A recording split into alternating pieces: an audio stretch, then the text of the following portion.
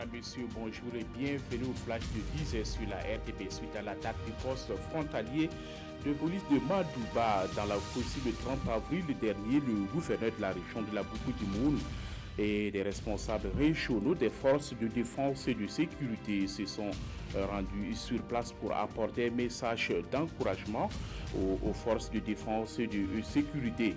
Le premier responsable de la région a aussi apporté le message de soutien aux agents de santé et aux enseignants de la localité. La 21e nuit des Galéans se tiendra le 18 mai prochain. Pour cette édition, le lauréat du Super Galéan aura une Villa F3 d'une valeur de 14 millions de francs CFA, en plus de 3 millions de francs CFA. L'information a été donnée ce matin par le ministre en charge de la communication. Outre ce super prix, 34 prix officiels et 15 prix spéciaux seront décernés aux hommes des médias sur la base de la qualité de leurs œuvres. Le Conseil hebdomadaire des ministres d'hier, 2 mai, a adopté plusieurs décrets. Il y a le décret portant allègement des conditions de recours à la procédure d'entente directe dans le cadre du programme d'urgence pour le Sahel, et un décret portant feuille de route pour la mise en œuvre d'un identifiant unique pour la personne au Burkina.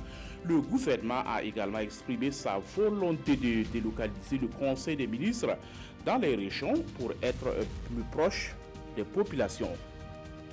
Le procès en appel de 2 anciens maires rwandais condamnés en 2016 pour leur implication au génocide des Tutsis dans leur village en 1994 a débuté hier mercredi devant les assises de Paris. Ils ont toujours nié leur implication dans le massacre, mais tous ont été condamnés à prison à vie. La défense dénonce un procès politique. Cette condamnation était la seconde et la plus lourde prononcée en France en relation avec les massacres au Rwanda, après celle confirmée en appel de l'ex-capitaine de l'armée Pascal Simbi-Kwanga à 25 ans de réclusion pour génocide et complicité de crimes contre l'humanité.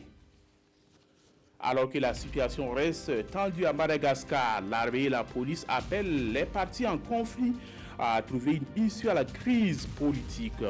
Depuis près de 2 semaines, des centaines de partisans de l'opposition occupent chaque jour la place du 13 mai au cœur de la capitale Antananarivo pour dénoncer l'adoption des lois électorales partiales à leurs yeux et exiger la démission du chef de l'État plusieurs mois avant les élections présidentielles de décembre prochain.